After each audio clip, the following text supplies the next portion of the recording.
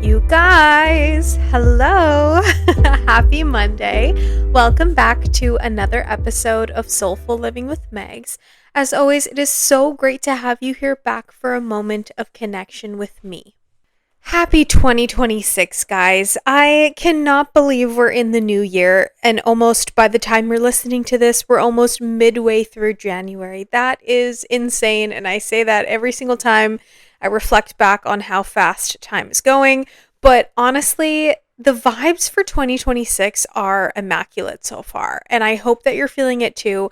I hope that your New Year's was amazing, whether or not you celebrated. I hope that the first few weeks of January have been nothing but good to you and full of love and light. I know sometimes people feel a certain way about January, but I personally love January. I think mainly because it's my birthday month, but I don't know, I just always feel a sense of new beginnings in January, and despite the cold weather, I quite enjoy it. So I hope that you have been enjoying it too. I have been really excited to sit down with you and debrief my winter and holiday break.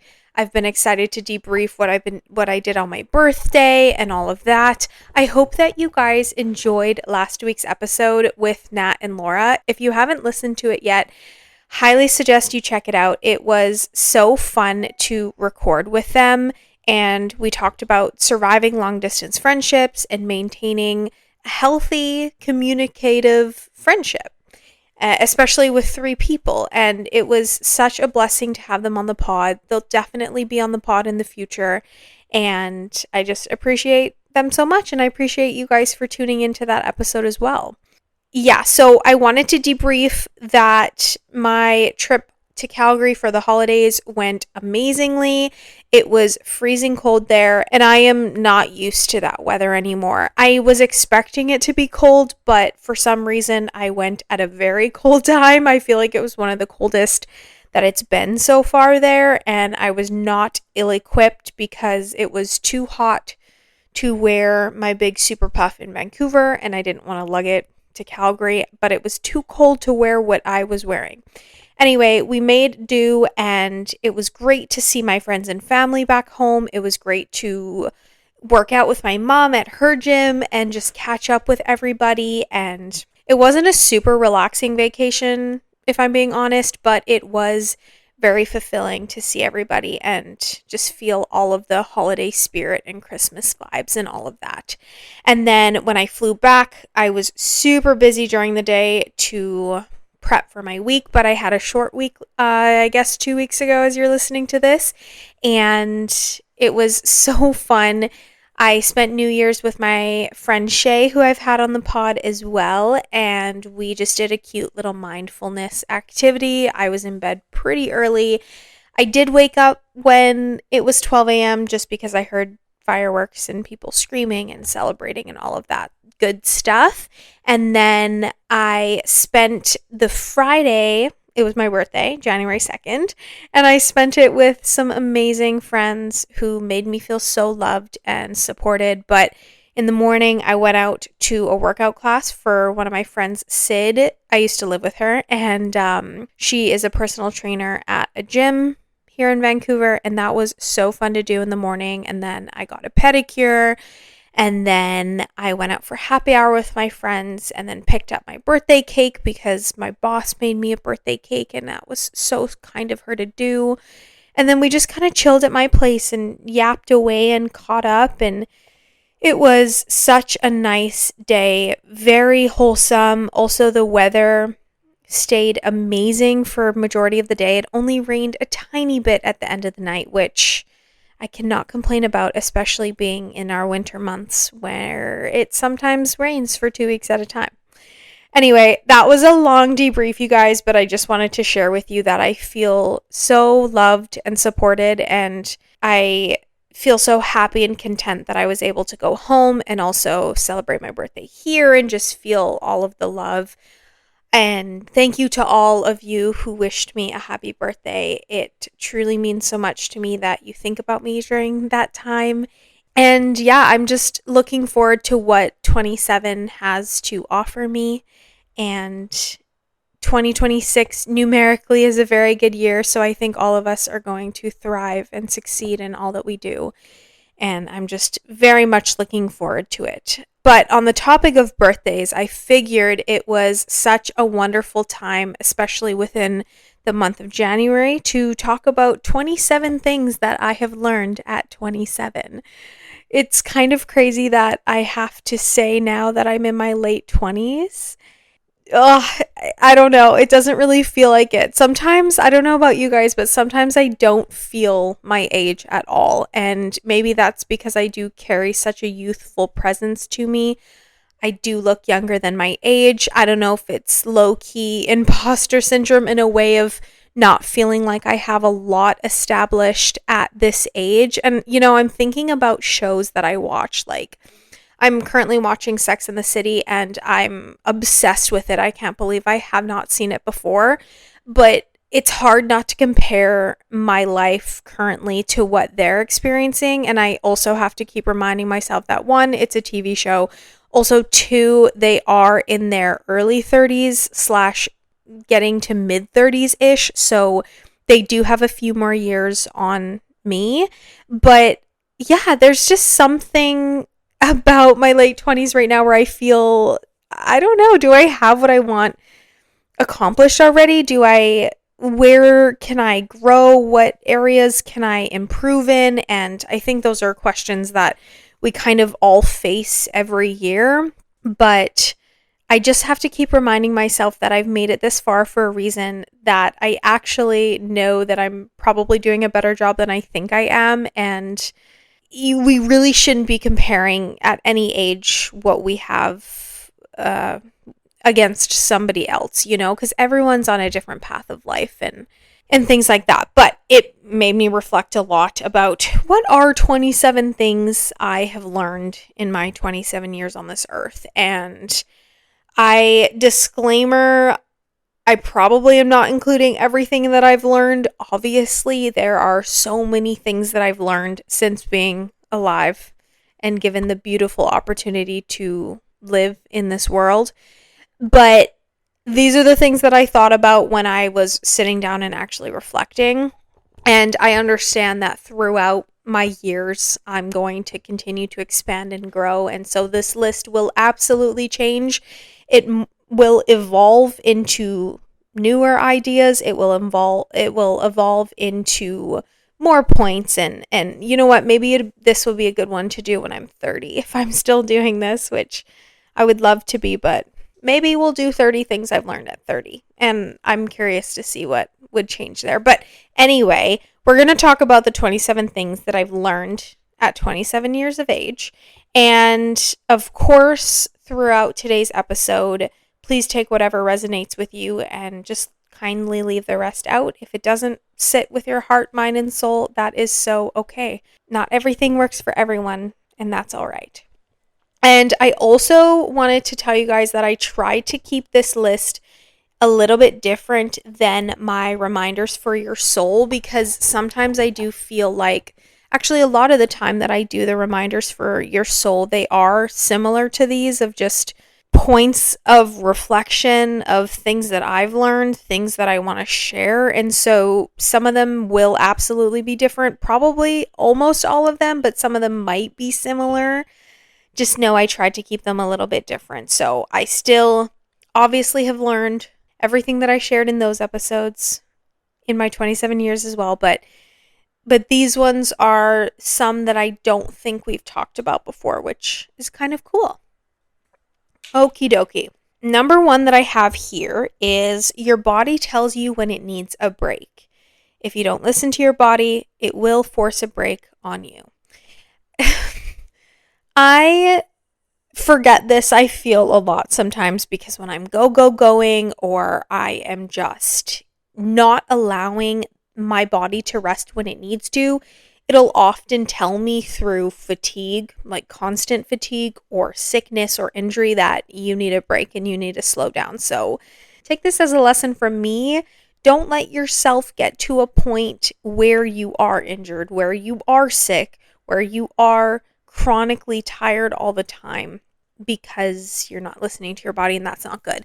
I know sometimes it's out of our control when we're sick and when we get injured and things like that, but please listen to your body. I have learned throughout my life, especially being a dancer, that my body will let me know, yeah, when you need a break. Okay, number two, something that I've learned in my 27 years is that you'll feel sparkly around the ones you're meant to have in your life. You'll feel sparkly when you're presently with them and also when you leave a situation. This is a really important one for me that I'm trying to hone in on even more. And I feel like I am super mindful of this.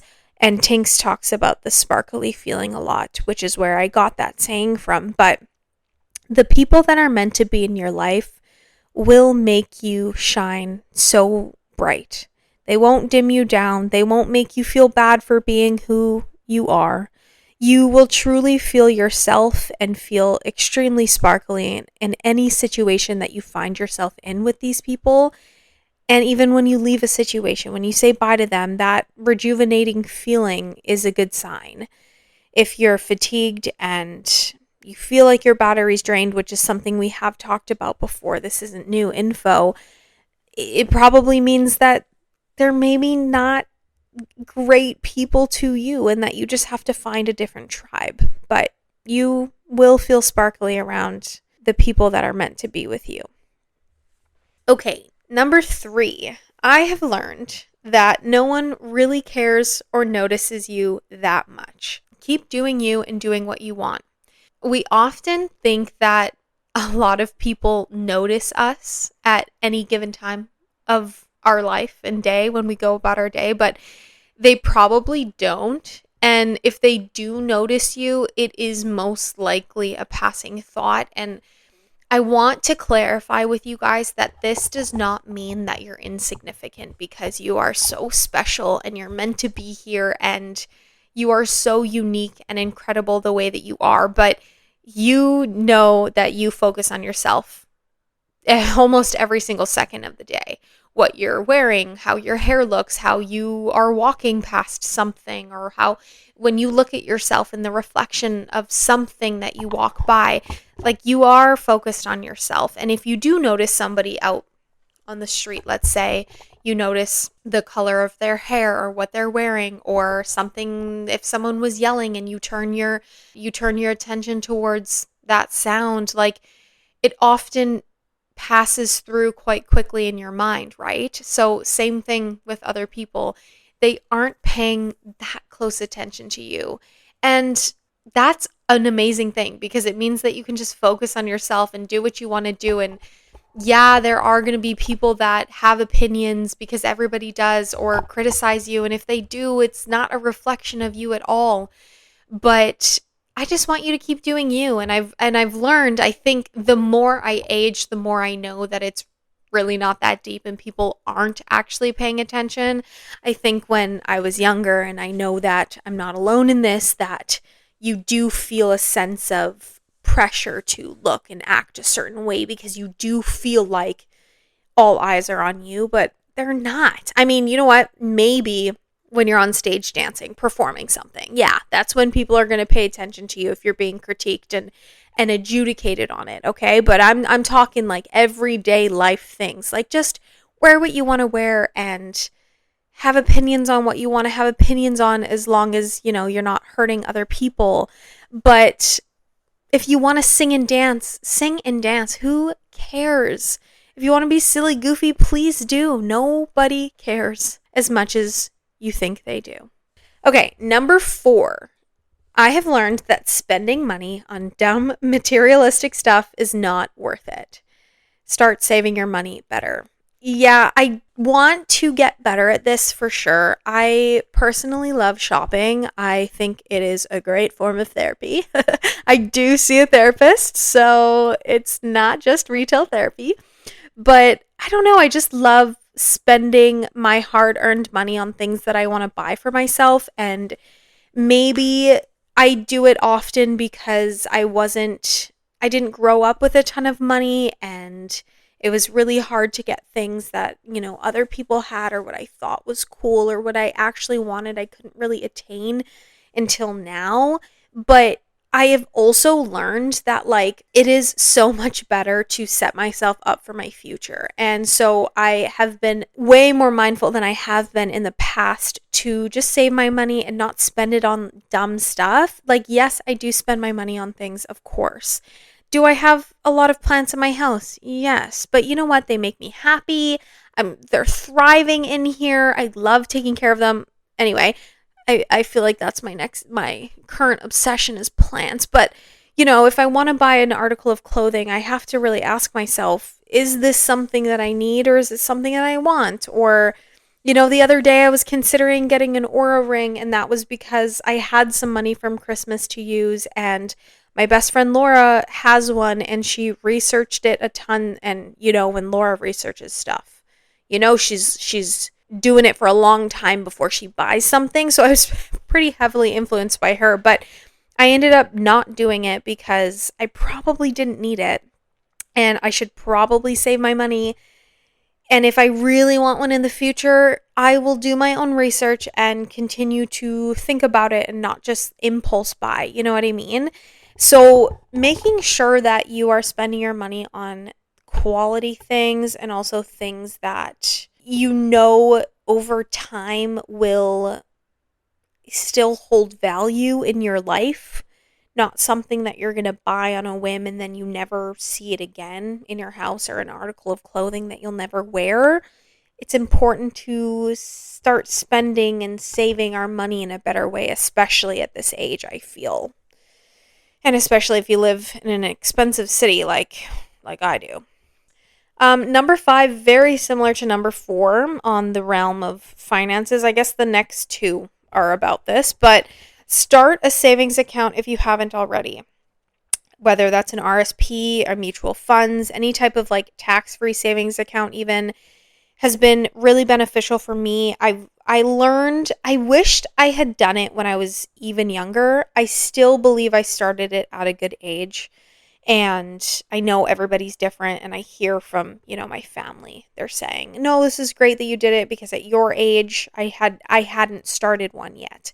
But I don't know much about finances, to be honest with you. It confuses me a lot when I'm sitting down with my bank lady. That also should be a New Year's resolution for me, is to learn more about finances and to be smart about finances, because being financially literate is a huge skill and an important one to possess, and I'd like to be more aware. But if you haven't already, especially at our age, start a savings account, even just one. I personally have 2 savings accounts at the moment, one for my retirement and then one that I just put money in. And so far that has been super beneficial for me. I don't touch that money. I contribute monthly to it, whatever I can. And then also during like tax season or year end or whatever, I contribute more if I can contribute more. But, you kind of forget about it, and then years go by and you're just going to thank yourself for starting one. So if you haven't already, I would highly recommend that. And it'll just set you up for a good cushion if you ever needed it, or when you need it, I suppose, if you're older, like when you retire and whatnot. Okay, number 6 is learn what you can about finances. So as I said earlier, I definitely need to do this more myself. I feel like I should get a financial book, or something like that. But even if you know people in your life that are in the field, sit down and talk to them. I have done this a couple times with some people in my life who are in the financial realm, but I would like to do more because, again, being financially literate is an amazing skill to have. And unfortunately, they don't really teach it to us at school. I wish they did. That should be a mandatory class in even junior high and high school. That should be a class that you have to take to understand just even a little bit about finances and how that world works. Number 7, switching gears a bit from the financial talk, but relationships cannot save you. It is your job to save yourself. So when I had written this down, I was thinking about the fact that, in the past, I had been with people that I thought either one, I could save them, quote unquote, I could change them, I could be the one to make things happen, or in turn to me, this relationship will help me with XYZ or help me with my feelings that I have about myself, about, maybe not feeling enough. Like this person will finally choose me, so I will be enough in return, or this relationship will help me create a better relationship with my parents because they have something that they didn't, and like I can learn from that, or I hope this makes sense. But the point of this is that when I was younger, I was naive to the fact that if I was in a relationship, that it would save a lot of things for me, or a lot of feelings or struggles that I have maybe faced in the past. But ultimately, it doesn't, because that work comes from you. That's the inner work that you have to do, that only you can do, that nobody else is responsible for other than yourself. And yes, relationships can, I would say, aid in healing parts of yourself, in the sense of if you are in therapy, or if you are actively working to heal traumatic things that you've been through or wounds that you have, you can, if you're in a healthy relationship, something may trigger you, but then you can really evaluate and say, okay, why am I feeling this way? Let's communicate, let's work through it. It's because of this and this, but like, here's what I'm doing. That aspect, I would say it can aid, but they are not going to save you from what you need to work on yourself.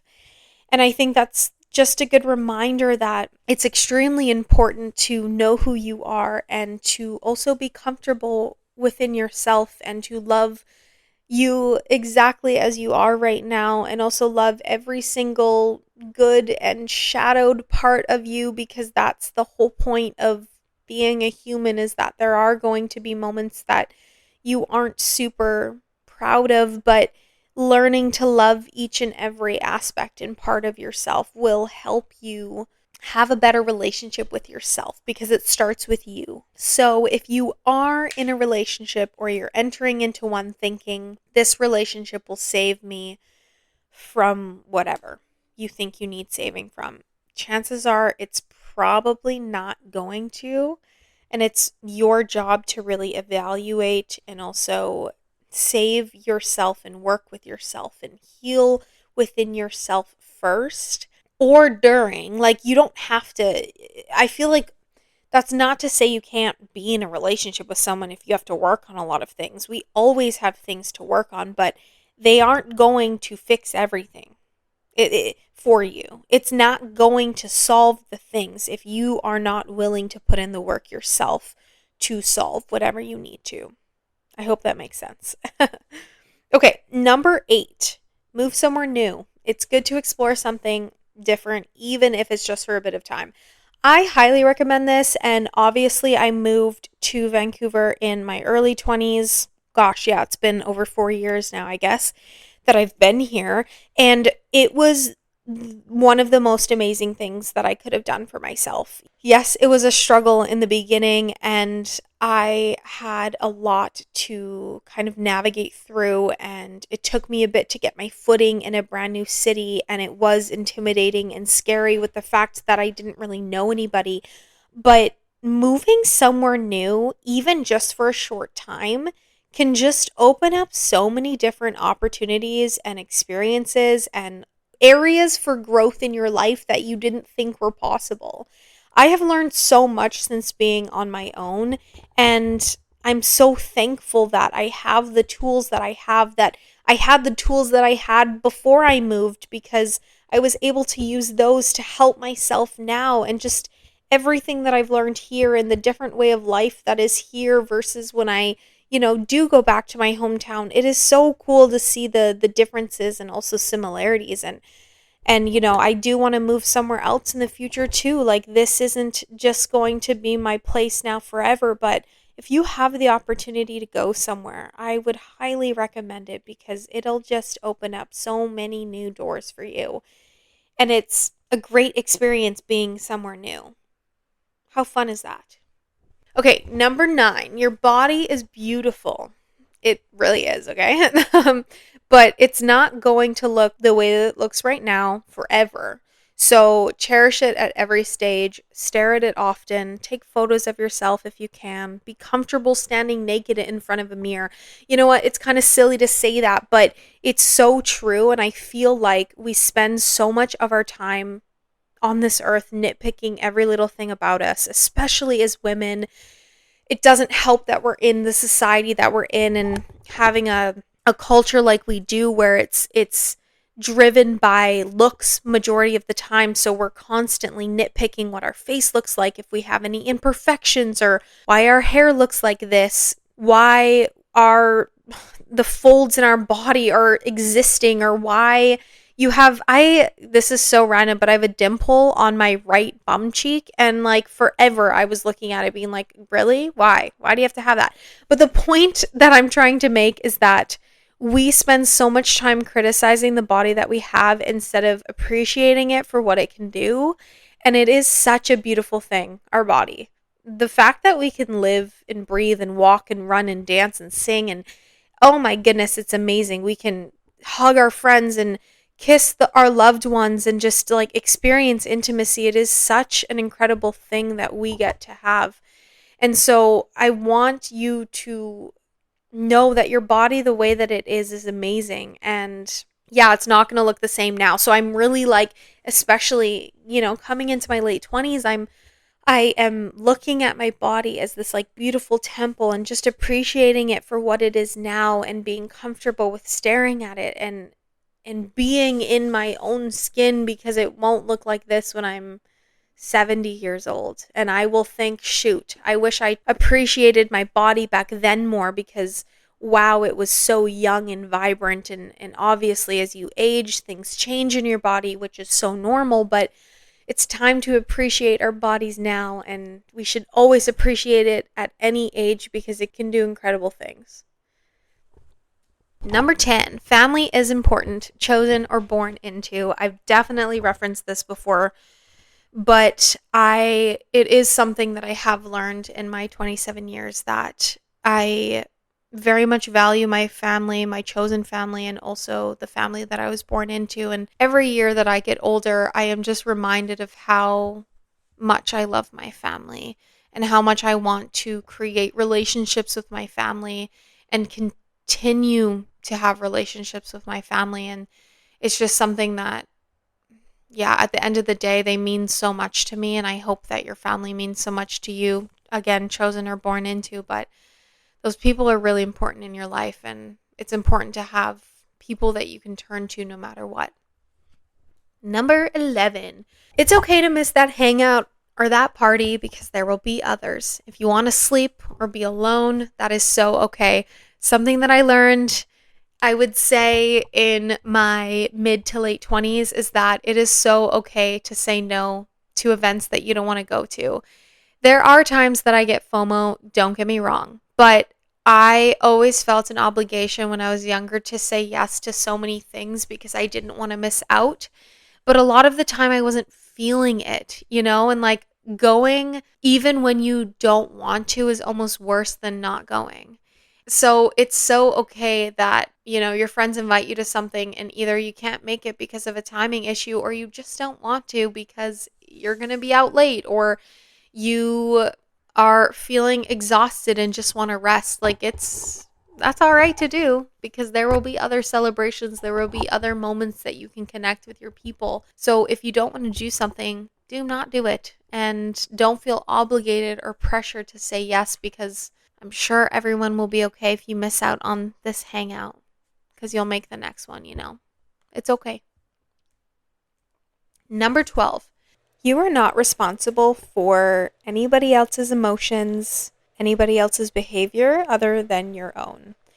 I feel like we know this all. I don't think that this is new information that I am personally sharing right now, but I have learned throughout the years, especially being somebody very sensitive, very in tune with my own emotions and also other people around me. I've always felt like sometimes it's my responsibility to keep the peace in a situation, especially if I'm present in that situation. But I've learned, especially at 27, that how other people respond and react is none of my business. And it is not my responsibility to fix, if that makes sense. How somebody chooses to carry themselves is up to them and them only. And whatever you choose and how you choose to move forward is your responsibility.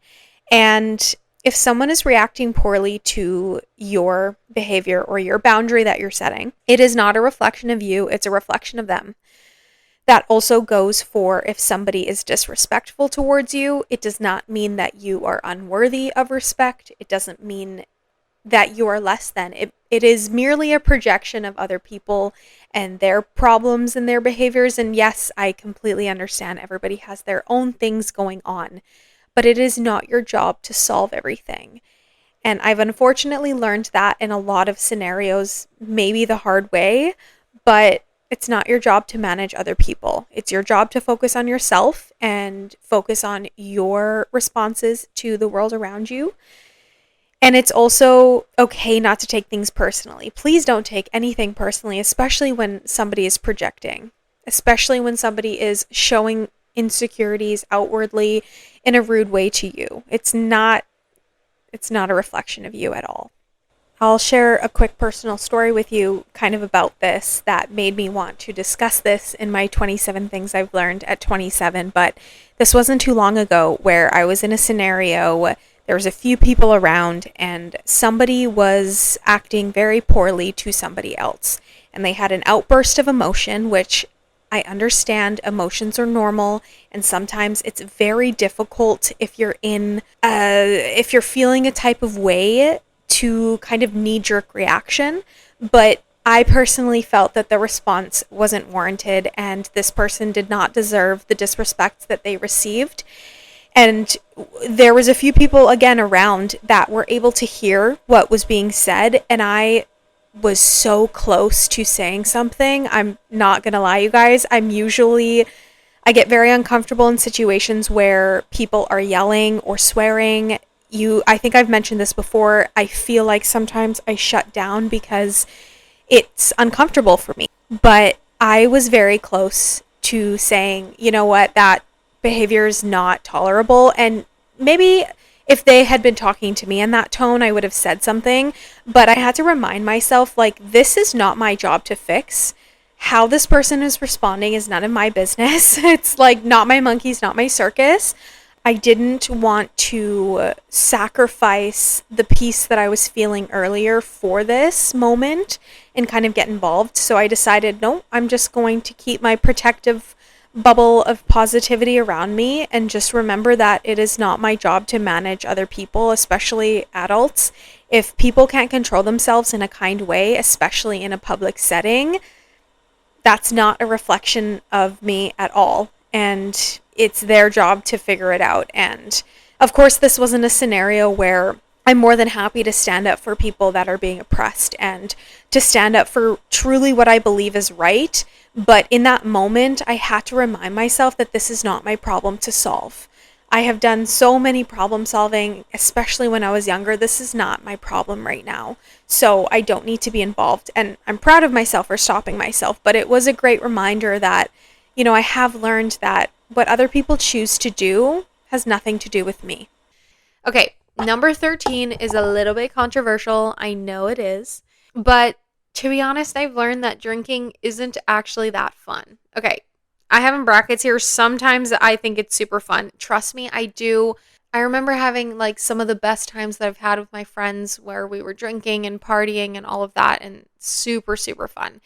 And sometimes I really crave an Aperol Spritz. Those are so fire.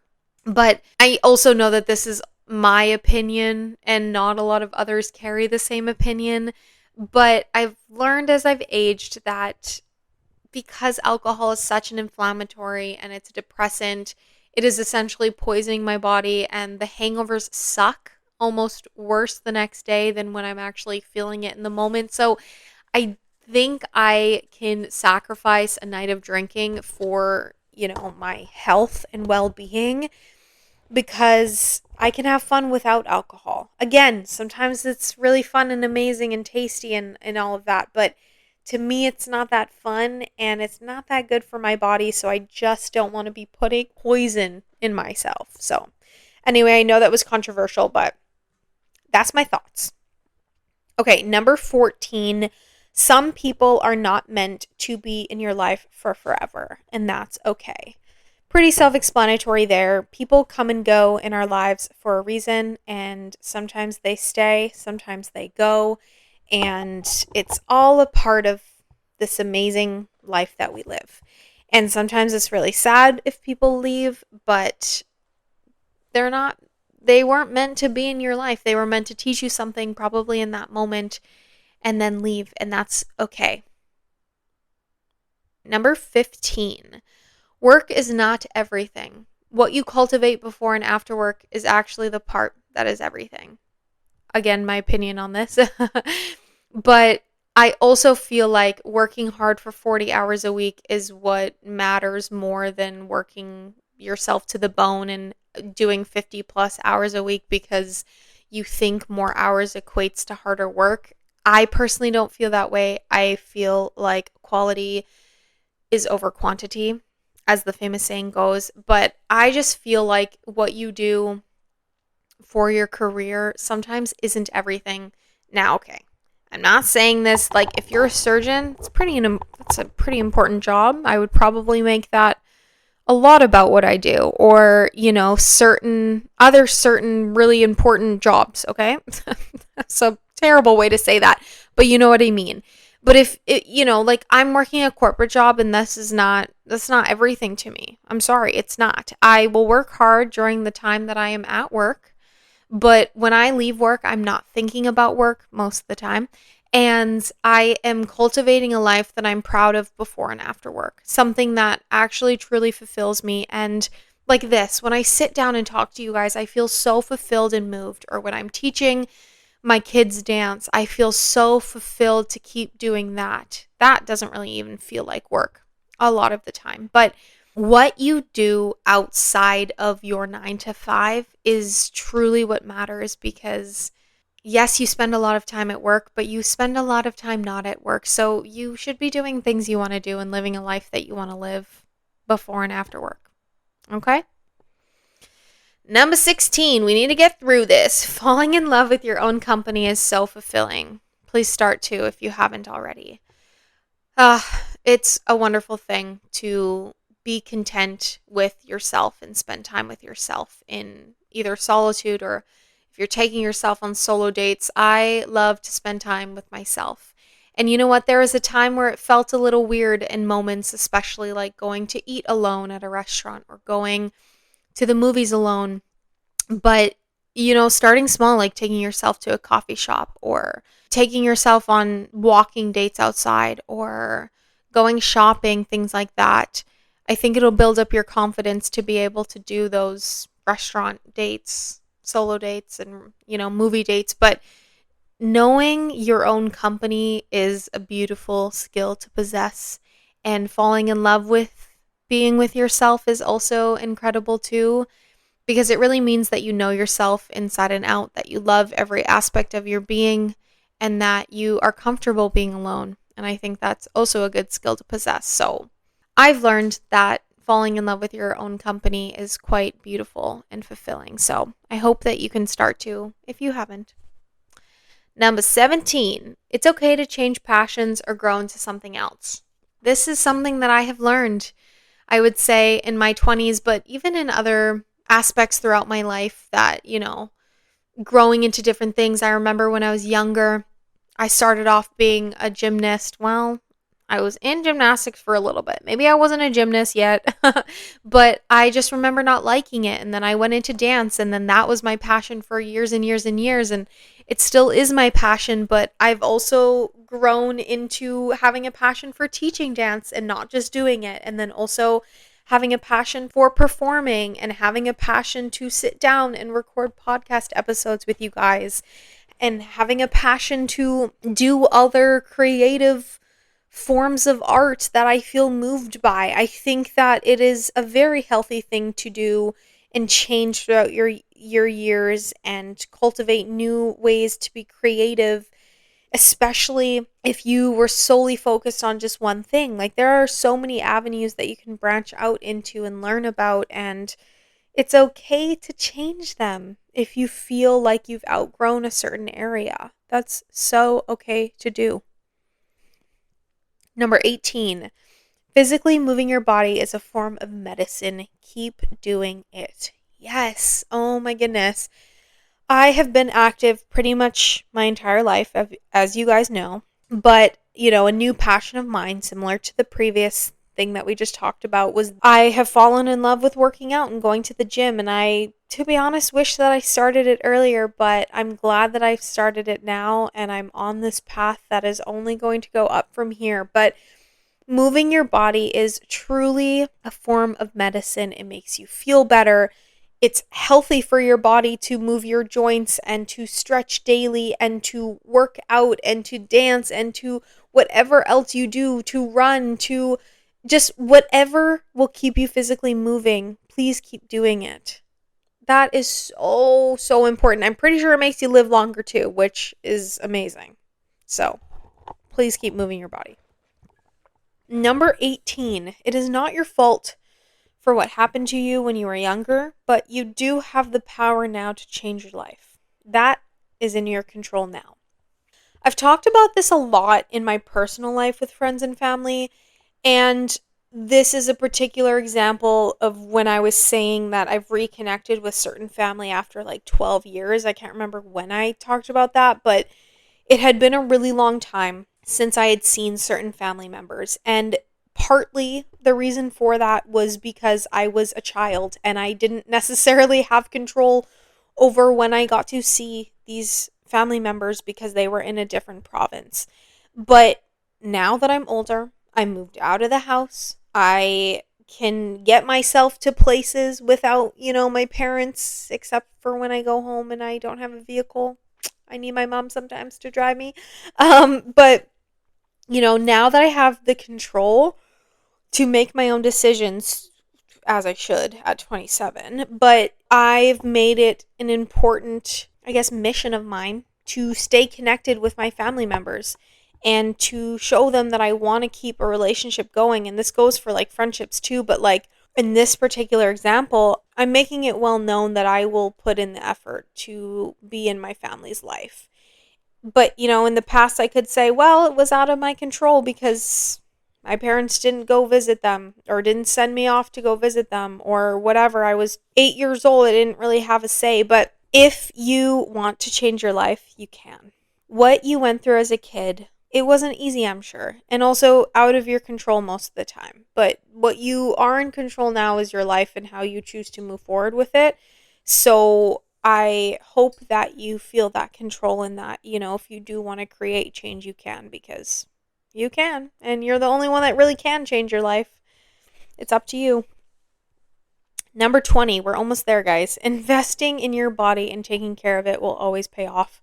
I don't think more needs to be said about that other than spending, I would say, money and time on your body will pay off. Like getting massages or going to chiro if you need to, because I'm doing that, or like going to physio if you have an injury, like making sure that you are nurturing your body so that it can heal. Yes, it can naturally heal itself, but sometimes it needs some support in that sense. So it will pay off if you keep doing that and keep investing in your body, and that is a beautiful investment in order to sustain it. Like, you want to live this long, beautiful life, and you only got one life, so you might as well invest in this temple of yours. 21, another relationship one. If it's not working with someone, no matter how hard you try, they probably aren't meant to be your life partner. Relationships take two. If someone's unwilling to work through it and their actions show the opposite of their words, they also probably aren't your person. Again, self-explanatory, but I've learned through a few relationships that have not worked out that no matter how hard I was willing to put in the work, you can't fit a round hole in a square peg. Is that the saying? You cannot mold someone to be this idea that you want them to be. You either have to take them for who they are, or understand that there are other people in your life that will be more fitted for you. Because not everyone is meant to fit with you for forever, and that's okay. But if you are constantly having issues and problems and it never seems to work out, or you don't seem to understand each other, or there are these huge differences that you really can't overcome, maybe they aren't your person, even though that's hard to hear. They probably aren't. There are other people that are meant to be in your life that will show you each and every day why they want to be with you and work through this, you know. Number 22, you can have more than one soulmate, and it's very possible that you can fall in love with more than one person at the same time. I love this actually, and it is something that I've thought of recently because I was having coffee with one of my really good friends and we were kind of talking about this aspect of soulmates and loving more than one person, and I think it's true in a romantic sense and also a platonic sense, because I have soulmates in a lot of different people. You know, I found a soulmate in previous relationships that I've had. I've had soulmates in some of my best friends that I have in my life currently, and soulmate doesn't equate to, oh, this means this person will be in my life for forever. I don't think so. I think that humans are made to connect with one another, and that's just how the world works. So whether they do stay in your life forever or whether they don't, it doesn't mean that they can't be your soulmate. I think that we've all felt that at some point. And I've also fallen in love with so many of my friends that it's possible, like, you can fall in love with two people at the same time. I do feel that and believe that, because again, humans are meant to connect with one another. And I think that's just a really cool aspect, that I have found soulmates in a few people, and also knowing that there are more out there for me to connect with, I think is just so special. Okay, number 23. Not everything needs an opinion or a statement. Sometimes it's better just to observe silently and openly without needing to say anything in return. Just simply being and existing is enough. I think that in the past I have felt like I always need to have an opinion, or I always need to say something, or I always need to respond, but the truth is you don't. And I've also learned that just simply being and sitting and listening is kind of always enough as well. If you don't have an opinion on something that somebody shares, or you're in a group of friends and they're yapping away and you don't feel the need to have a specific opinion, it's okay. If you don't have a statement to respond to it, that's also okay.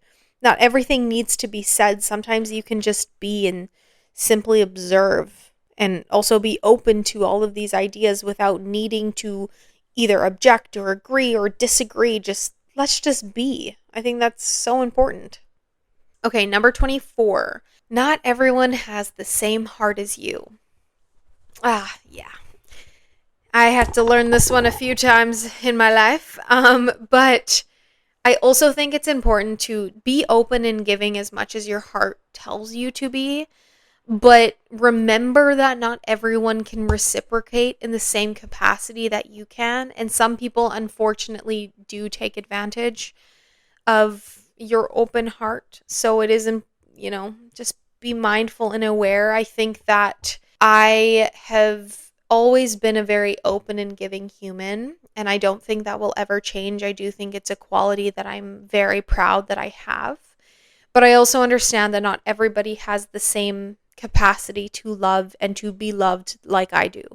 So it's important that you are staying true to you in every action that you move forward in, but being aware that you can't really have expectations of, well, this person should treat me like this because I'm doing this. Well, they're not you. They may not have that same threshold that you do, and that's okay.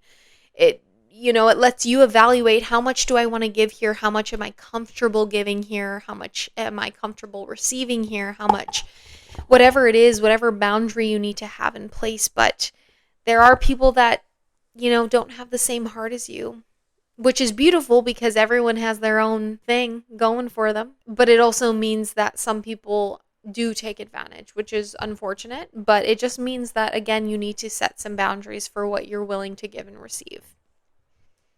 Number 25, your sensitivity is your superpower. Embrace it and own it. It is truly a beautiful thing. I've probably said beautiful 8 million times in this episode so far, but I love that I've learned this in my life. I think it took me a little bit longer to learn this because I didn't fully understand it. And I am still working away at an episode that I want to do about your sensitivity being your superpower, because I would consider myself highly sensitive.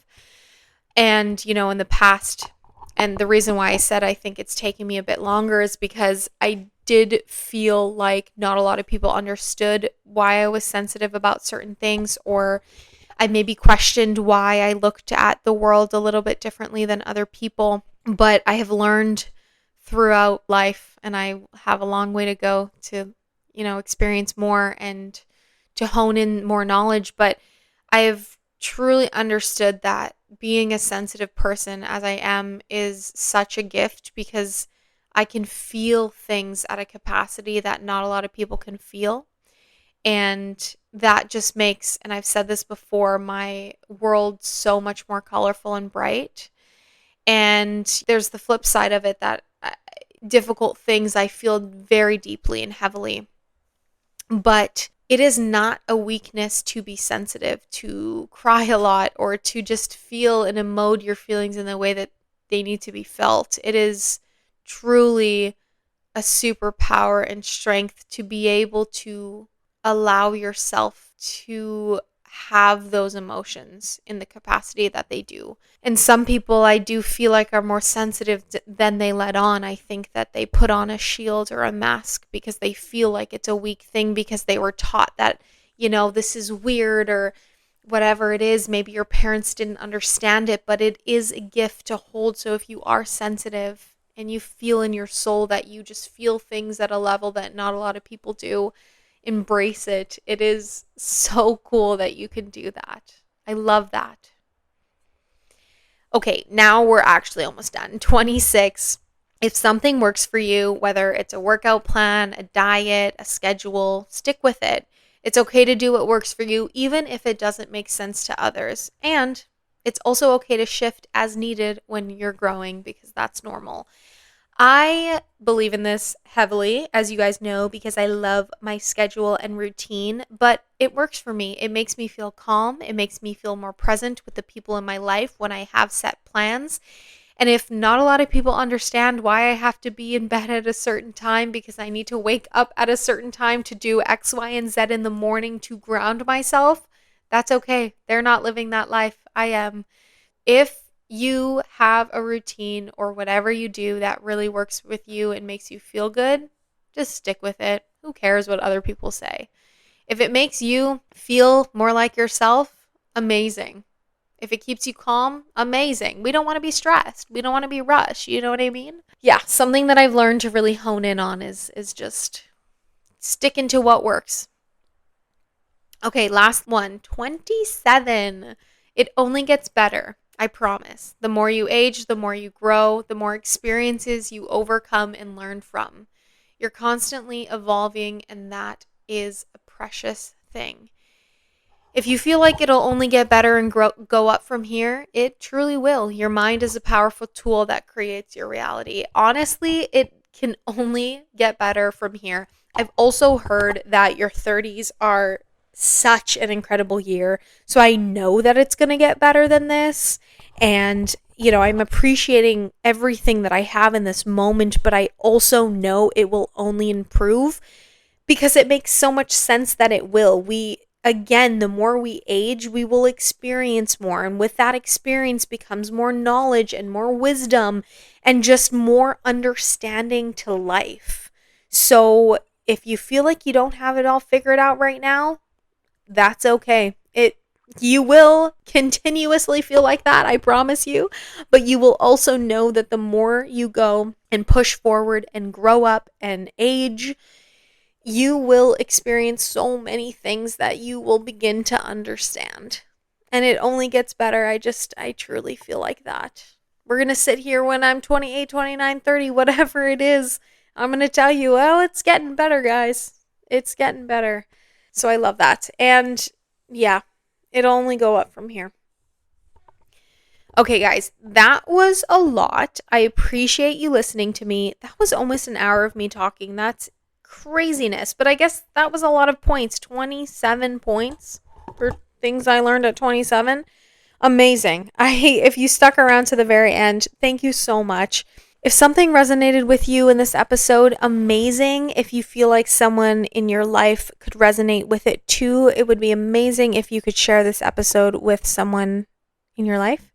And I appreciate you guys, as always, for spending the time that you do to sit, to listen to me when you're on your walk or drive to work or whatever you're doing. It means so much to me, and I can't wait to continue to learn more this year. I can't wait for us to grow in 2026. I am envisioning and manifesting so many amazing things that'll happen to each and every one of us, and I just can't wait to flourish. I feel like the vibes are very good and immaculate, as I said earlier. But thank you so much. I appreciate you. I hope that your week is filled with endless opportunities of joy and love and light. I'm sending all of that incredible energy to you, so I hope that you feel it. And we will talk next week. I feel like I want to do a little ins and outs for 2026, which would be kind of fun because we're, again, still in the month of January, so we got a lot of time.